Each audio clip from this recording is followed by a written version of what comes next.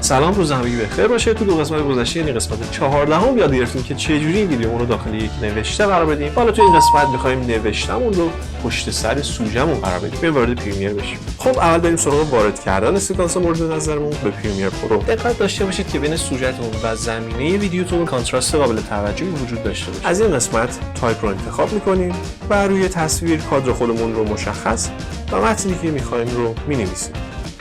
رو میتونید جابجا هم بکنید و همطور اندازه‌اش رو تغییر هم بدید تا جایی که مد نظرتونه قرار بگیره. خب از اینجا اندازه اون رو با سکانسمون یکی میکنیم و از افکت کنترل قسمت بلندینگ مود گزینه مورد نظر خودمون رو انتخاب میکنیم. میبینید که تصویرمون به این شکل در اومده. بعد میگم که بلندینگ مودی که انتخاب میکنید باید بر اساس تصویرتون باشه. بعد ببینید که میخواید کاملا پشت سر سوژه‌تون قرار بگیره و یا نه همپوشانی داشته باشه با تصویر.